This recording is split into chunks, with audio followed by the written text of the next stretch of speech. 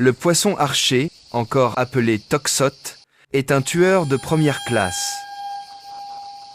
Cet habitant des mangroves a développé, pour survivre, des capacités exceptionnelles de tireur d'élite.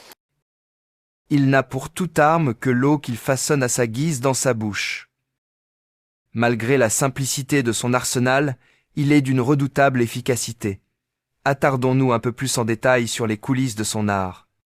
Le toxote a pour casse-croûte préféré les insectes. Il vient de repérer un grillon qui fait sa balade sur un tronc d'arbre. Il se met à bonne distance et déclenche son tir.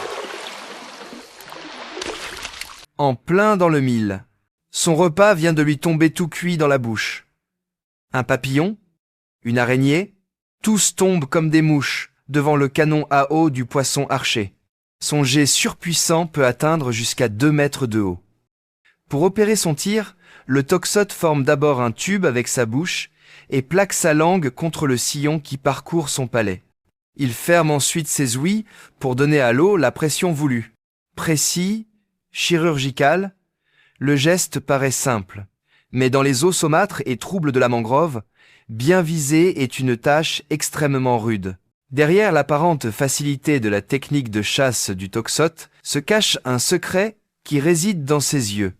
Sa rétine possède 2 zones dédiées chacune à une fonction.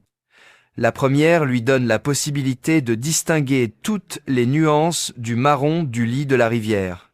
La seconde, elle, lui permet de voir en couleur avec une grande précision en plus. C'est celle-là qu'il active lorsque vient le moment de mettre en marche son canon à eau. Mais tout ne se résume pas à cette excellente vision binoculaire. La tâche du poisson est compliquée par la réfraction de la lumière qui brouille l'évaluation des distances et donne l'impression que les proies à la surface sont à un autre endroit que là où elles se trouvent réellement. Pour faire mouche, le toxo doit composer avec cette difficulté. Il doit aussi adapter la puissance du jet d'eau en fonction de la taille de la proie et de la distance. C'est là qu'intervient la phase d'apprentissage.